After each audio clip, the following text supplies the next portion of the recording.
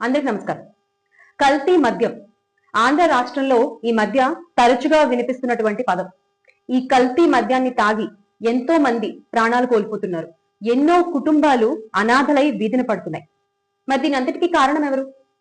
ఏ మద్యం షాపులో ఏ బ్రాండ్ కి ఎక్కువ డిమాండ్ ఉంది, ప్రతి ఒక్క షాపులో ఏ రోజు ఏ బ్రాండ్ ఎక్కువగా అమ్ముడవుతుంది అన్న పూర్తి వివరాలు ఎక్సైజ్ వారికి, అలాగే ఏపీ బెవరేజెస్ అధికారులకి పూర్తిగా స్పష్టంగా తెలుస్తాయి.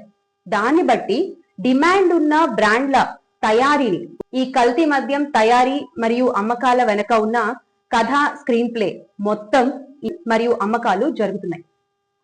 అలా అని ఉత్పత్తిని ఉద్దేశపూర్వకంగానే తగ్గించి కృత్రిమ కొరతని సృష్టించి అవే బ్రాండ్ల లేబుల్స్ తో నకిలీ మద్యాన్ని పంపిణీ చేస్తోంది ఇప్పటి కూటమి ప్రభుత్వం.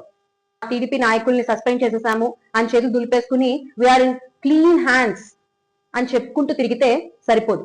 మీ పచ్చ మీడియాల్లో మిమ్మల్ని మీరు పొగుడుకుంటూ ఎన్ని అబద్ధాలు చెప్పినా కూడా నిజాన్ని ప్రజలు ఎప్పుడు గమనిస్తూనే ఉంటారు.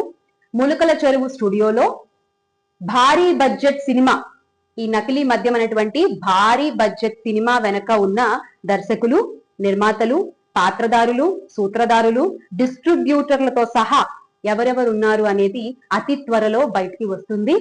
ఆ వచ్చే విధంగా ఈ నకిలీ